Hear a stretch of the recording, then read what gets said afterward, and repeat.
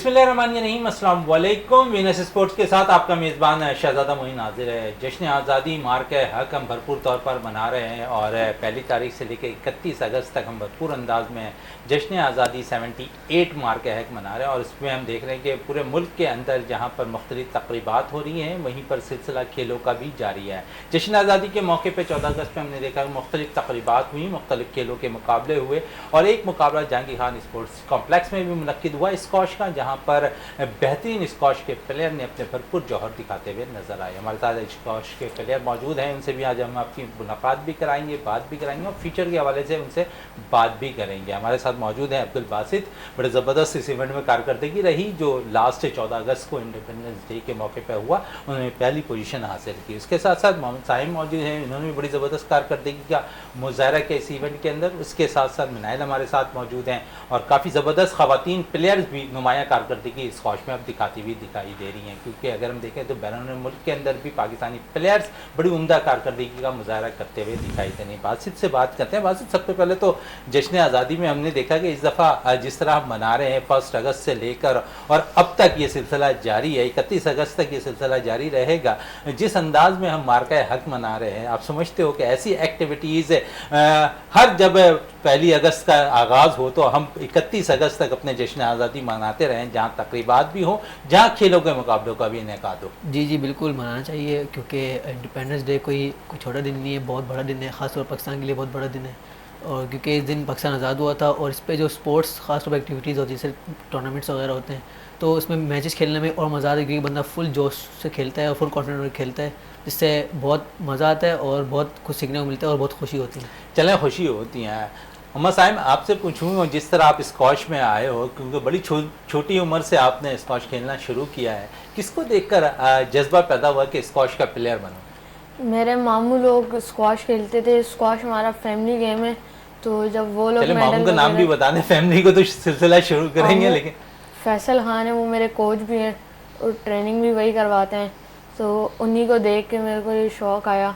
और भी मेरे मामू हैं, आज़म खान भी हैं और भी हैं जिनको देख के मुझे अच्छा लगा तुम्हें। ठीक है। उसके अलावा अगर जश्न आज़ादी पे हमने देखा कि मुख्तलिफ जगहों पे स्क्वाश के इवेंट भी हो रहे थे, स्पोर्ट्स कॉम्प्लेक्स में जहांगीर खान में भी बड़ी ज़बरदस्त जो है हमने देखा स्क्वाश टूर्नामेंट का इनेकाद किया। तो समझते हो कि यही मौका होता है नौजवान खिलाड़ियों के लिए अपने जौहर दिखाने का? जी, यही मौका होता है कि हम अपनी गेम दिखाएँ और आगे बढ़ें और ऐसी आगे टूर्नामेंट पर भी इसी तरह परफॉर्मेंस दें।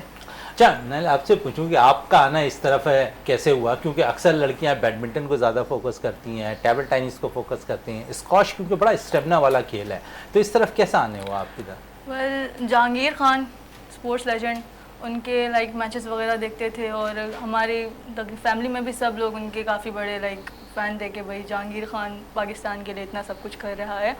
तो उनको देख के और कर के और मेरे कुछ फ्रेंड्स थी वो यहाँ पे स्क्वाश में, और उनकी वजह से मोटिवेशन वगैरह ली और सीधी इस फील्ड में आ गई। तो काफ़ी स्टेमिना वाला गेम है, काफ़ी मेहनत। अच्छा, कितना अरसा हो गया मिनाल आपको खेलते हैं? वैसे अगर ज्वाइन किए हुए पूछें तो मुझे तकरीबन 8 से 10 महीने, लेकिन अगर प्रोफेशनली जॉब स्टार्ट किए तकरीबन 2 to 3 मंथ्स। चलो 2 to 3 मंथ्स हुए हैं। बासित, काफ़ी पुराने हो, नेशनल चैम्पियन भी रह चुके हो, जिस तरह कारकर्दगी तुम्हारी रही है, कैसा देखते हो फ्यूचर पाकिस्तान के अंदर? बड़ा अब हम देखते हैं कि अच्छे प्लेयर्स निकल कर सामने आ रहे हैं, कुछ जूनियर प्लेयर्स ने बैरून मुल्क के अंदर अच्छी कारकर्दगी का मुजाहरा, ख़ुद पाकिस्तान के अंदर तुम अच्छी कारकर्दगी का मुजाहरा करो, फ्यूचर कैसा देख रहे हो? पहले तो ये था, जब कोविड के बाद जो टूर्नामेंट्स होते थे बहुत कम होते थे, जिससे रैंकिंग डाउन हो जाती थी, ना टूर्नामेंट में नाम आता था, ना कुछ पार्टिसिपेट करने का मौका नहीं मिलता था। अभी टूर्नामेंट सारी ऑर्गेनाइजेशन एसोसिएशन करवा रही है, जिससे चांस मिल रहा है खेलने को, और सब जो जूनियर प्लेयर है, जो नीचे के प्लेयर हैं, उनको चांस मिल रहा है कि वो परफॉर्म करें टॉप पर आके।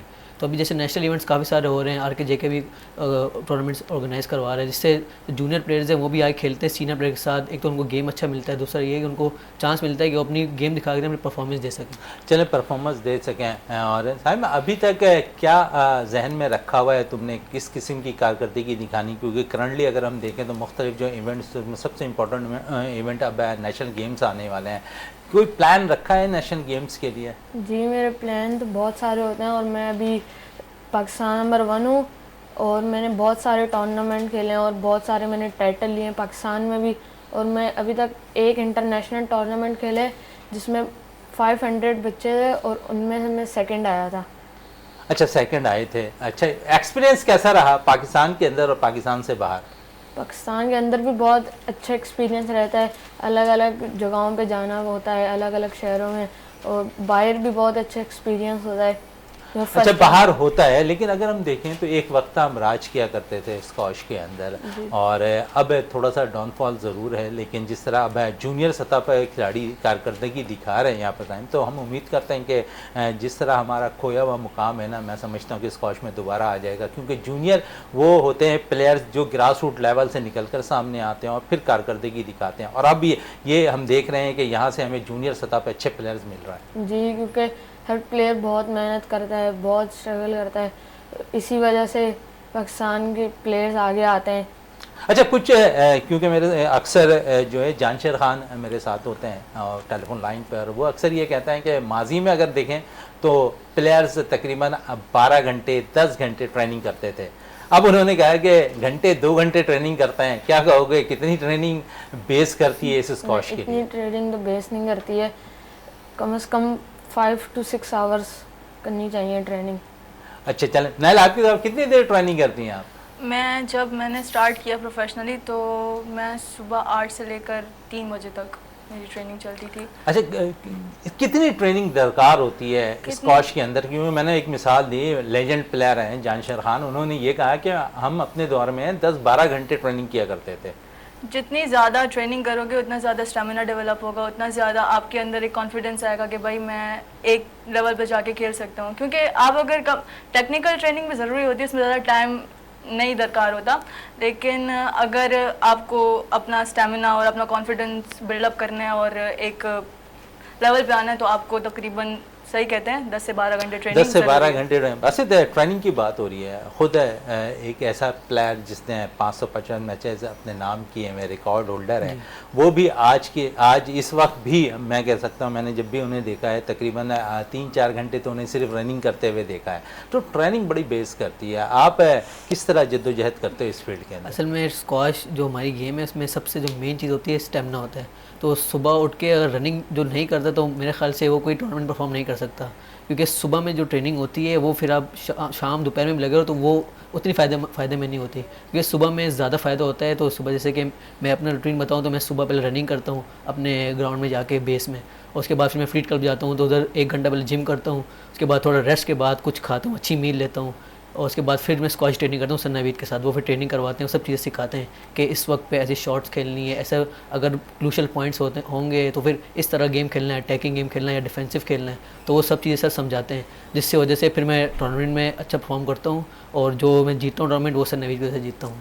चलें, बड़ी इम्पॉर्टेंट चीज़ होती है कोचेस का खिलाड़ियों को ट्रेनिंग कराना। अगर वो ट्रेनिंग अच्छे तरीके से करा रहे होते हैं तो रिज़ल्ट यही प्लेयर्स दे रहे होते हैं। साहिब, आपकी तरफ आऊँ, जिस तरह आपने कहा कि इस वक्त आप नंबर 1 प्लेयर हो पाकिस्तान के और जिस किस्म की ट्रेनिंग भी कर रहे हो, अगर हम देखें तो अगर स्कूलों की सतह पर मज़ीद अच्छे, क्योंकि प्राइवेट स्कूल उनके पास एक्सपीरियंस इतना होता है कि वो शायद अपने पास कोर्ट बना लें, तो आप समझ लो हमारे पास कोर्ट की भी कमी है, और अगर हमारे पास जो कोर्ट हैं वो इस मेयार के नहीं हैं जो इंटरनेशनल लेवल के होते हैं, तो इस तरफ क्या कहोगे कि अगर यहाँ पर हमारे पास अच्छे कोर्ट्स मौजूद हों तो हम अच्छे प्लेयर्स निकाल सकते हैं?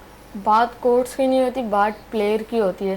प्लेयर ही नहीं होते अच्छे प्लेयर, क्योंकि लोग ज़्यादातर बैडमिंटन दूसरे स्पोर्ट्स खेलते हैं, क्योंकि बहुत टफ स्पोर्ट है, इसमें बहुत मेहनत करनी पड़ती है। अच्छा, मेहनत करनी पड़ती है, तो आपने कहा कि बड़ा टफ है, लेकिन आप अपने दोस्तों को नहीं कहते कि ठीक है आप बैडमिंटन खेलते हो, आप क्रिकेट खेलते हो, आप हॉकी खेलते हो, आओ स्क्वॉश खेलते हैं? वो नहीं खेलते। क्यों नहीं खेलते? उनको नहीं अच्छा लगता, उनको दूसरे स्पोर्ट्स अच्छे लगते हैं। चलें, दूसरे स्पोर्ट्स अच्छे लगते हैं ना आपकी। और आप क्योंकि ख़वातीन, मैंने जिस तरह कहा ना कि ख़वातीन ज़्यादातर फुटसॉल, बैडमिंटन और टेबल टेनिस को तरजीह देती हैं, आप अपने दोस्तों को क्या कहती हो? सबसे पहले तो मेरी कोई दोस्त ऐसी नहीं है जो स्पोर्ट्स में ज़्यादा इंटरेस्टेड हो। मैं बोलती रहती हूँ कि आप लोग आएँ, प्लीज़ ज्वाइन करें, ये करें, इसका जो क्राइटेरिया है और इसका जितना भी स्कोप है बहुत ज़्यादा है, लेकिन वो लोग ये कहते हैं हमसे नहीं होता और ऐसे। बट जो बंदे आते हैं इसमें, उनके अंदर वाकई कुछ होता है, जो इतने इतने घंटे ट्रेनिंग करते हैं, और सबसे इम्पॉर्टेंट चीज़ होती है कोच। अगर आपको कोच अच्छा नहीं मिलता तो गेम नहीं बन सकता। सो एक लक समझ लें कि नवीद आलम जैसा कोच मिला और वो हर छोटे छोटे पॉइंट्स बताता है कि भाई आपको क्योंकि कोच का एक बहुत वो होता है इम्पोर्टेंट रोल होता है एक प्लेयर की लाइफ में, तो रिस्पेक्ट करें कोच की। और अच्छा, नेशनल गेम्स आने वाले हैं, इसकी क्या तैयारियां हैं? तैयारी चल रही है और वो मतलब ट्रेनिंग हम कर रहे हैं और होप्स हो कि अच्छा परफॉर्म करें और कोई टाइटल वगैरह। अच्छा, लास्ट अगर हम देखें तो स्पोर्ट्स कॉम्प्लेक्स अभी करंटली इफ्तिताह हुआ है जहांगीर खान स्पोर्ट्स कॉम्प्लेक्स का, कितना ज़रूरी होता है अगर अरीना हमारे पास दस्तयाब हो जाए तो? बहुत ज़रूरी होता है क्योंकि जितने ज़्यादा जगह हमारे पास मौजूद होगी उतने ही ज़्यादा लोगों को हम लाइक एडवर्टाइज़ कर सकते हैं कि भाई आप आए, हमारे पास खेलें, हमारे पास स्पेस है, यहाँ पे हमारे पास कोचेस अवेलेबल है, आप लोग आए। तो यहाँ पे लोगों का इंटरेस्ट भी होता है। अगर आपको इस चीज़ में इंटरेस्ट नहीं है तो आप नहीं खेल सकते। चलें, इंटरेस्ट बहुत ज़्यादा ज़रूरी है और इंटरेस्ट के साथ साथ आपको अच्छे कोचेस दस्तयाब हों तो रिजल्ट अच्छे आते हुए दिखाई देते हैं। इस वक्त मुझे ब्रेक के लिए कहा जा रहा है, ब्रेक से वापस आते हैं तो गुफ्तगू को मज़ीद जारी भी रखेंगे और उसके साथ साथ और भी मेहमान हमारे साथ यहाँ पर स्टूडियो पर मौजूद होंगे।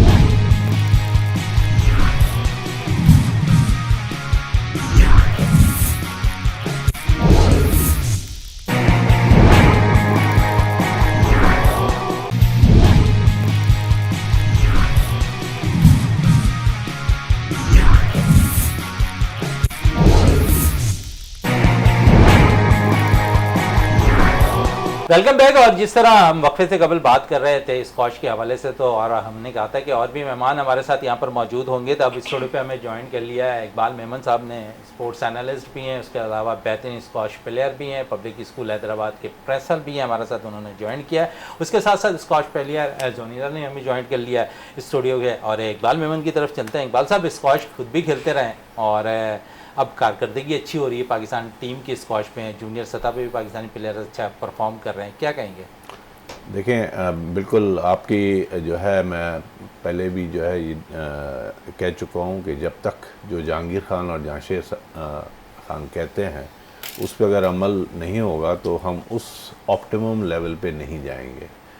और हम अगर उस ऑप्टिमम लेवल पे जाना चाहते हैं या हम उनसे आगे जाना चाहते हैं तो मैं समझता हूँ कि जो बच्चे समझदार हैं वो इस चीज़ को बिल्कुल कबूल करेंगे कि 12-13 घंटे उनको एफर्ट करना पड़ेगा। और ये आपने देखा कि बहुत सारे चीज़ें जो हैं इसमें कि एक सबसे बड़ी जो चीज़ होती है वो होती है स्टेमिना। फर्स्ट गेम जो होती है या सेकंड गेम होती है उसमें स्किल्स का होता है, आखिरी जो गेम्स होती हैं वो होती हैं स्टेमिना की।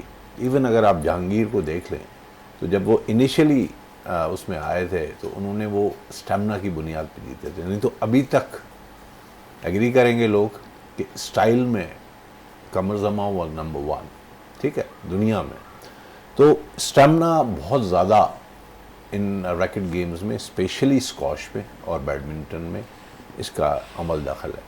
तो मैं समझता हूँ कि ठीक है, ट्रेनिंग तो आप ले लेंगे अपने कोच से, वो ले लेंगे आप स्किल डेवलपमेंट पे और जहाँ मिस्टेक्स कर रहे हैं, लेकिन स्टेमिना जो है वो आपने जितना ज़्यादा खेलेंगे या आप रनिंग करके स्टेमिना बनाएंगे या स्विमिंग करके स्टेमिना बनाएंगे वो बहुत ज़रूरी है।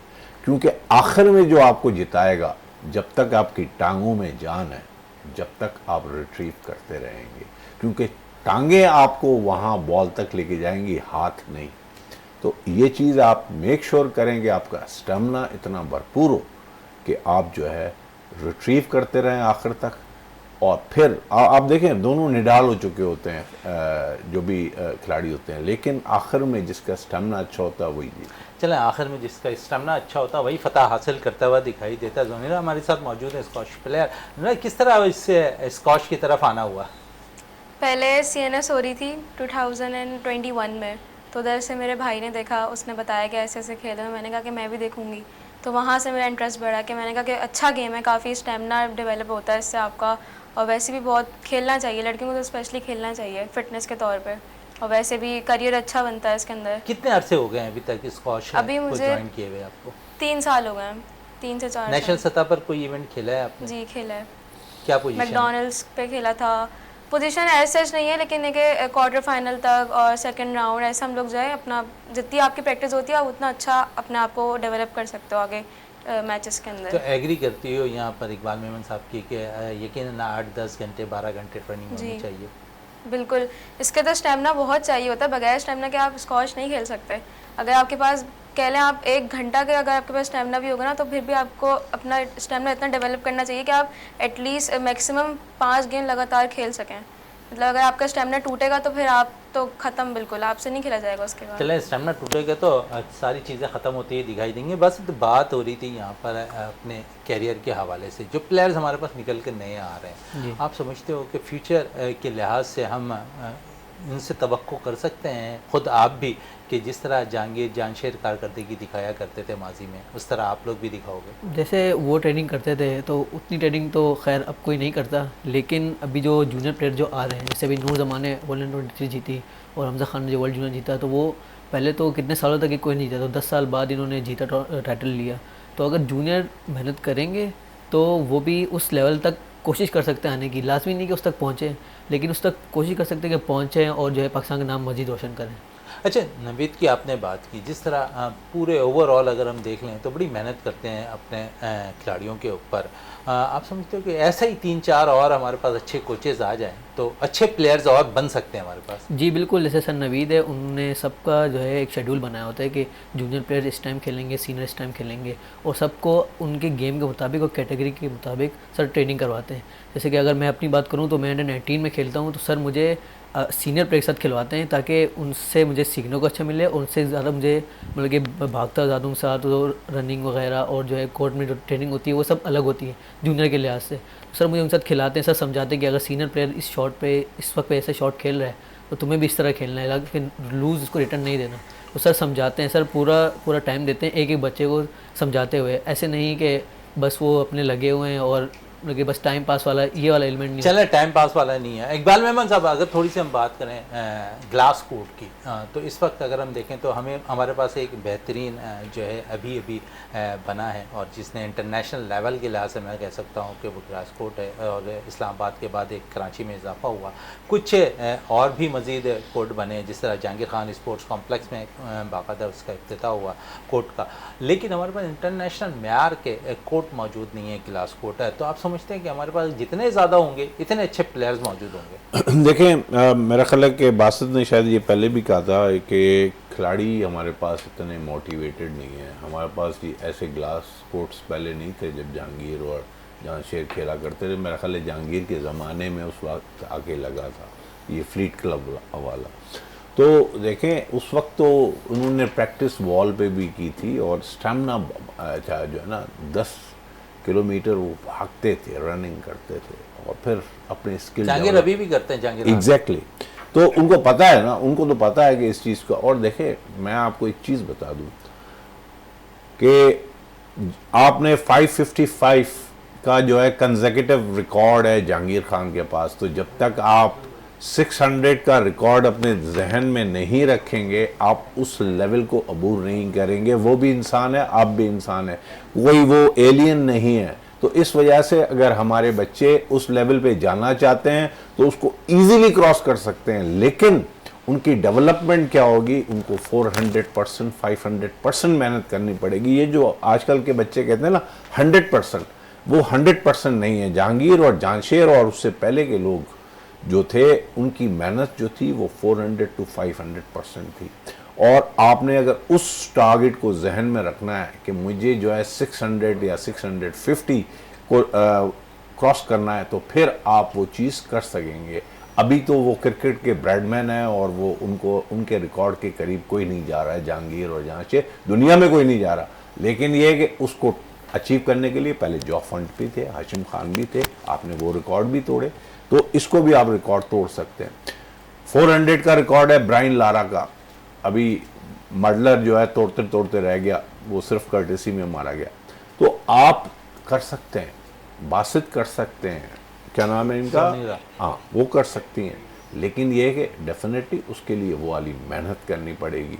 It should be the first love in your life. अगर आप उससे गेम से मोहब्बत करते हैं तो आप इंशाल्लाह जो है ये जो है टारगेट अचीव कर जाएंगे। ग्लास कोर्ट की मैंने बात की आपसे, ग्लास कोर्ट की कमी है हमारे पास, देखिए कमी तो है, लेकिन यह कि हमारे पास जितने ग्लास कोर्ट्स हैं या जितने कोर्ट्स हैं, इतने अगर प्लेयर्स हो ना, अब ये है कि एक तजवीज़ ये है कि हमें इंसेंटिव देना चाहिए स्कूल्स में। अब जिस तरह मेरे पास है तो हमें ये चाहिए कि अपनी जो फाइनेंस कमेटी से अप्रूव करा के उन बच्चों को कुछ ना कुछ डेली का 100, 200, 300 रुपीज़ दिया जाए, ताकि वो बच्चे जो हैं आगे आएँ। और डेफिनेटली अब मेरे बच्चे ज़्यादातर हम्बल बैकग्राउंड के हैं, बिल्कुल गरीब ख़ानदानों से हैं, तो वो ज़्यादा बढ़ेंगे। और वो स्पोर्ट्स में भी अगर हम देखते हैं, आम स्पोर्ट्स में, एथलेटिक्स में, जिमनास्टिक में, आर्ट में जंप करने के लिए, तो वो भी स्वीट होम से हैं बच्चे, जो बिल्कुल ऑर्फन हाउस से आते हैं। तो ये बच्चे जो हैं, ये हमारा असासा हैं, इन पे अगर हम काम करते हैं तो डेफिनेटली ये आगे निकलेंगे। आपको पता है कि नॉर्वे में अंडर प्रिविलेज जो फुटबॉल हुई थी उसमें पाकिस्तान अभी जीता है। तो यही चीज़ अगर हम स्विमिंग में करें तो हमारे जो मछेरे हैं उनमें से उनके बच्चे ऑलरेडी स्विमिंग कर रहे हैं, अगर हम उनको डेवलप करें और टैलेंट हंट पे लेके आएँ तो हम देखेंगे कि हम बेस्ट स्विमर्स भी लेके आएंगे। तो यही चीज़ इन स्क्वॉश के लिए जो बच्चे हैं इनके लिए है कि आप रनिंग भी करें, स्विमिंग भी करें। स्विमिंग बहुत ज़रूरी है क्योंकि वो स्टेमिना आपका डेवलप करती है। अच्छा, दूसरी बात मैं आपको एक चीज़ बता दूं, अगर एक आप वसीम अकरम का एक यूट्यूब का इंटरव्यू ले लें तो उसने कहा कि मैं पूरा दिन मैंने फास्ट बॉलिंग कराई और बड़ी तेज़ कराई और मैं थक चुका था। तो इमरान खान ने बोला अब मज़ा आएगा बॉलिंग तेज़ और कराने का। तो मैं हैरान रह गया, ये क्या कह रहा है, ये मतलब he is going to kill me. बोला नहीं, उसने बोला अब कराएंगे हम फास्ट बॉलिंग। तो इसका मतलब ये है कि हम जितनी मेहनत करते हैं वो स्टेमिना और डेवलप होता है। बड़ी बेहतरीन बात की जुनैद। जो लास्ट अगर हम देखें तो जश्न आज़ादी के हवाले से जहांगीर खान स्पोर्ट्स कॉम्प्लेक्स में इवेंट हुआ, क्या कारकर्दगी आपकी वहाँ पर रही, कितना मज़ा आया इस? उसमें काफ़ी मज़ा आया। टीम्स के साथ हमने परफॉर्म किया था। उसमें हमारी टीम 3rd पोजीशन पे आई थी। इंडिविजुअली मैंने गेम जीते थे, लेकिन ऐसा हुआ कि मेरी टीम वाले जो थे वो हार गए थे। तो जब इस केस से हम लोग की जो टीम थी वो 3rd पे आई थी, वरना वैसे हम लोग इजीली पोजीशन ले सकते थे। जश्न आज़ादी के मौके पर ऐसे इवेंट के इनेकाद को किस तरह देखती हो? मज़ा आता है कि हम अपने जश्न आज़ादी भरपूर तौर पर मना रहे होते हैं? ऐसे इवेंट्स तो होने चाहिए, इससे बच्चे बहुत मोटिवेट होते हैं कि उनको खेलने को मिलता है। जैसे हम लोग भी बहुत ज़्यादा एक्साइटेड हो जाते हैं कि मैच आ रहा है, मैच आ रहा है। उसकी जितनी हमने प्रैक्टिस करी होती है वो सारा हम लोग वहाँ पे खेलते हैं और फिर बहुत मज़ा आता है, बहुत इन्जॉयमेंट होती है वहाँ पे। नेशनल सतह पर कहाँ तक आपने अब तक कारकर्दगी दिखाई है? मैं ऑलमोस्ट सारे जितने भी नेशनल्स गेम्स होते हैं मैं खेलती हूँ। अभी कायद आज़म गेम हुआ था इस्लामाबाद में, वहाँ पे भी खेलने गई थी, जिधर हम लोग की 3rd पोजीशन आई थी। 34वें नेशनल गेम जो कोयटा में हुए थे उसमें क्या पोजीशन रही थी? वो वाला मैंने नहीं खेला था क्योंकि मेरे एग्ज़ाम्स चल रहे थे बोर्ड के, तो इसलिए वो मैं खेल नहीं सकी थी। लेकिन अभी जो रिसेंट हुआ था कायद आज़म गेम इस्लामाबाद में, वो हम लोग खेलने गए थे। उसमें हमारी पूरी टीम की 3rd पोजीशन आई थी और वैसे इंडिविजुअली 4th आई थी मैं। बस नेशनल गेम जिस तरह मैंने कहा कि करीब है, तैयारियां भी भरपूर हैं और कुछ नए टैलेंट भी नज़र आ रहे हैं। तुम्हारी क्या तैयारी है अब तक? जी अभी तो दिसंबर में कहा है कि होंगे, तो पहले तो पोस्टपोन्ड हो गए थे, तो उसके लिए ट्रेनिंग तो चल रही है।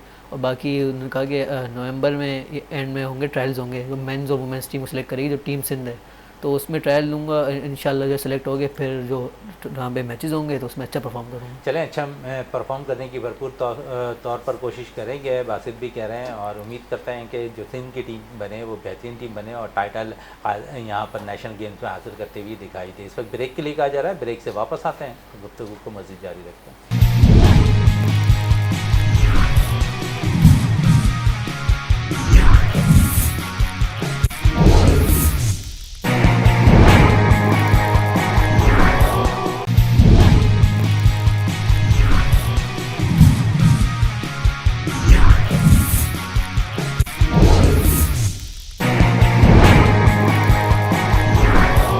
Welcome back. और स्कॉश के प्लेयर हमारे साथ यहाँ पर मौजूद हैं और जिस तरह उन्होंने अपनी कारकर्दगी के हवाले से बताया कि बड़ी ज़बरदस्त उनकी कारकर्दगी रही, लेकिन सबसे इंपॉर्टेंट चीज़ होती है इन प्लेयर्स के साथ स्पॉन्सरशिप का। और मैं बासित से ज़रूर पूछूंगा कि पाकिस्तान के लिए नंबर 1 प्लेयर भी रहे हैं, जिस तरह कारकर्दगी तुम्हारी रही है अंडर 19 सतह पर, स्पॉन्सरशिप हमें नहीं मिलती हुई दिखाई देती है प्लेयर्स, तो क्या कहोगे?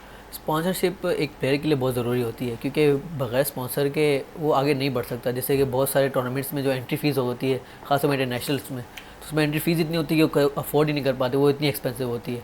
स्पॉन्सरशिप बहुत लाजमी होती है हर प्लेयर के लिए। अगर वो टॉप 5 में नेशनल में खेल रहा है और उसके बाद नेशनल टाइटल है और रनर विनर आ रहा है, तो कम से कम फिर फेडरेशन को और जो स्क्वाश एसोसिएशन है तो उनको चाहिए कि उनको कम से कम 1-2 टूर्नामेंट साल के स्पॉन्सर करें इंटरनेशनल, ताकि वो वहाँ पे परफॉर्म कर सकें। परफॉर्म करते हैं। इकबाल मेमन साहब है, स्पॉन्सरशिप बड़ा इंपॉर्टेंट इशू है और हम देखते हैं कि इसकी बिना पर हम देखते हैं कई इवेंट्स से जो खिलाड़ियों से मिस भी हो जाते हैं। किसी के पास अगर स्पॉन्सरशिप नहीं होती तो वो अच्छे प्लेयर्स भी दूर हो जाते हैं स्पोर्ट्स से। देखिए स्पॉन्सरशिप देने के लिए तो वो तैयार हैं, लेकिन माइंडसेट हमारा जो है ना वो ये है कि जो सबसे सर कहाँ तैयार हैं ये तो बता दें हमें। मैं लेट मी फिनिश ना, कि मैंने किसी से ये चैम्बर ऑफ कॉमर्स के एक बंदे से पूछा था, तो उसने बोला सर हमें जो है ना आप सबसे पावरफुल ऑर्गेनाइजेशन के थ्रू करवा दें तो फिर हम आपको स्पॉन्सर करा देंगे। ये मतलब है, तो ये एक इशू है, वरना लोग देने के लिए तो तैयार हैं, लेकिन ये इशू होता है। मगर खालिद रहमानी जैसे लोग जो मेहनत करते रहते हैं और उनके पीछे सर प्लेयर्स कितने निकाल लिए खालिद रहमानी साहब ने? देखें अब अगर हम इफेक्टिविटी की बात करते हैं, मैं आपसे सिर्फ खालिद रहमानी की तरफ आप इफेक्टिविटी में 3 से 4 इवेंट वो जरूर कराते हैं। आप क्वालिटी की बात कर रहे हैं। खान के बाद मैं नहीं समझता कि कोई ऐसा प्लेयर निकाल के उन्होंने दिया हो टेनिस के अंदर। एग्जैक्टली इफेक्टिविटी की बात करते हैं तो फिर अगेन देखें दोनों हाथ से ताली बजती है। प्लेयर को जब हम स्क्वॉश में बात कर रहे हैं कि इतनी प्रैक्टिस करनी है, तो वो प्लेयर को टेनिस में भी उतनी ही प्रैक्टिस करनी है।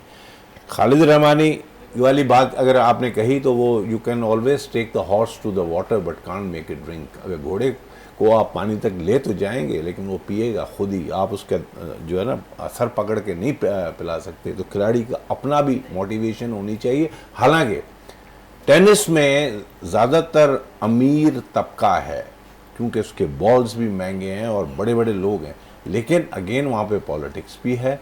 वो आगे इसलिए कर रहे हैं ना इस बिल्कुल है, वो तो हर चीज़ में है ना, आपके तो हर चीज़ में पॉलिटिक्स है। मतलब है कि ये तो आप छोड़ ही देना, एक भाई दूसरे के साथ पॉलिटिक्स कर रहा होता है अगर दोनों टेनिस में होंगे तो, या किसी और गेम में होंगे तो ये तो प्रॉब्लम है। ये तो आपके फैब्रिक में है, ये तो आपकी सोसाइटी में है, तो आप इसको निकाल नहीं सकते। लेकिन ये है कि देखें टूर्नामेंट्स तो हो रहे हैं, अपॉर्चुनिटीज तो हैं। ये जरूर करूंगा कि महीने के अंदर जरूर 4 वो इवेंट्स करवा लेते हैं, लेकिन टैलेंट बाहर निकाल कर नहीं ला सकते। एक अपॉर्चुनिटी है। अब स्क्वॉश में अगर यही बच्चे जिनको आपने माशाल्लाह अपॉर्चुनिटी दी है यहाँ पे बैठने की, यही बच्चे इनको अगर इतने ही स्क्वॉश के टूर्नामेंट मिले तो मैं समझता हूँ ये बहुत भरपूर तरीके से आगे जाएंगे। अब वो क्यों नहीं आ सकते? हो रहे हैं ना सर, अगर स्पॉन्सरशिप आती रहे तो हर चीज आसान हो जाएगी। मैं वही कह रहा हूँ कि अब वो जो है ना वो हैं वो वाले बच्चे, मम्मा डैडी वाले बच्चे, तो वो जो बच्चे हैं ना वो एक लेवल तक खेल सकते हैं, वो इतना रगड़ा अपने आप को नहीं देंगे। ठीक है, इस तरफ मैं वापस भी आऊंगा, आपकी तरफ आऊँ, स्पॉन्सरशिप पे ही बात करूं मैं आपसे भी, क्योंकि बहुत मुझे अगर एक मैं इस तरफ आता हूं आपकी तरफ, लेकिन जुनीना से जरूर बात करूं। जी जुनीना, स्पॉन्सरशिप तो बहुत ज़रूरी है, भले वो कहीं का भी प्लेयर हो, टेनिस का हो या बैडमिंटन का हो, स्पॉन्सरशिप होनी लाजमी है। और अगर स्पेशली जब प्लेयर अच्छे लेवल पे खेल रहा है तो उनको चाहिए कि आप स्पॉन्सरशिप दें, ताकि प्लेयर जो अपने पाकिस्तान का नाम और रोशन कर सके, बाहर जाके इंटरनेशनल मैचेस खेल सके, नेशनल्स में अपनी रैंकिंग बढ़ा सके।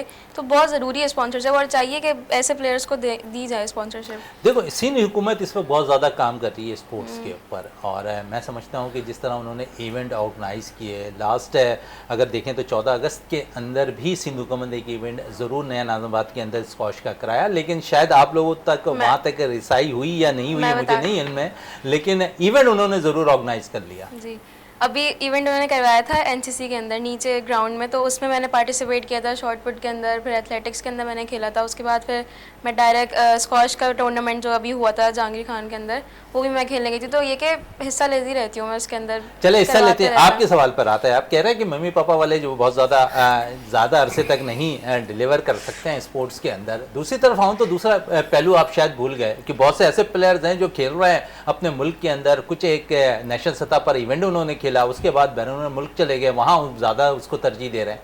ठीक है, आपकी बात बिल्कुल सही है कि वो बाहर उनको मौका मिलता है और एज ए कोचेज जो है वो जाके खेलते हैं, या अगर उनको नेशनैलिटी मिल जाती है उस मुल्क की तो वो जाके उनके लिए रिप्रेजेंट करते हैं।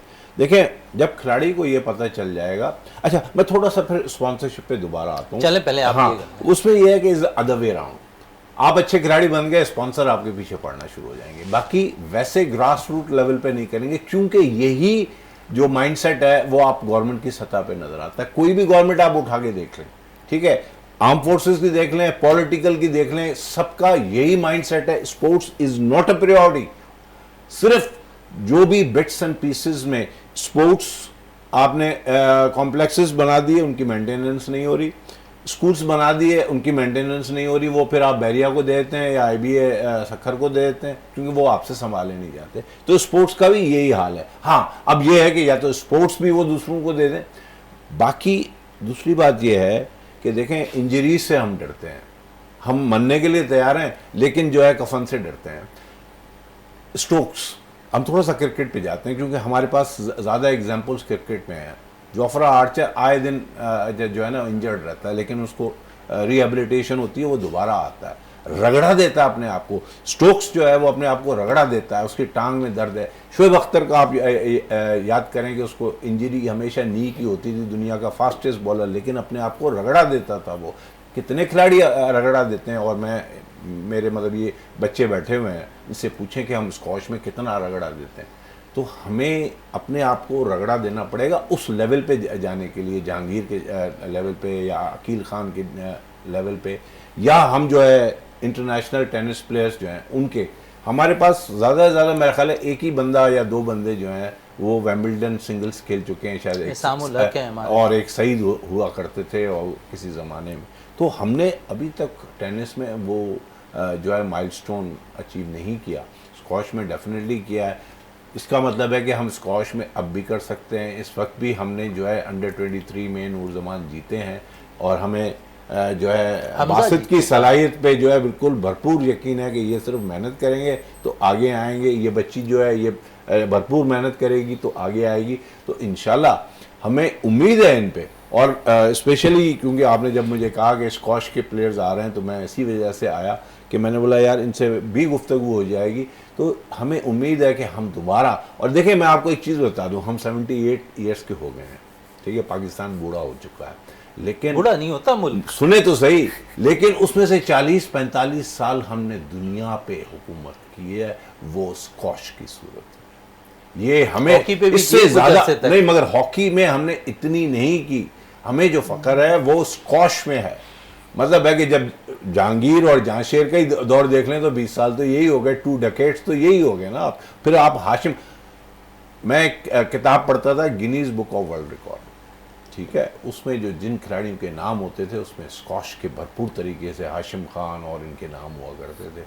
तो हम ये चाहते हैं कि हमारे इन बच्चों के भी जो है Guinness book of world record में नाम इंशाल्लाह ज़रूर होंगे। जुनैद आपका शुक्रिया, इकबाल साहब आपका शुक्रिया, बासित आपका शुक्रिया। प्रोग्राम का इख्तिताम करते हैं इस दुआ के साथ कि पाकिस्तान में खेल और खिलाड़ी तरक्की करते रहें और पाकिस्तान का सब जलाली परचम दुनिया भर में रोशन रहे। इसी के साथ अपने मेज़बान शहजादा मोइन को इजाज़त दें। पाकिस्तान जिंदाबाद।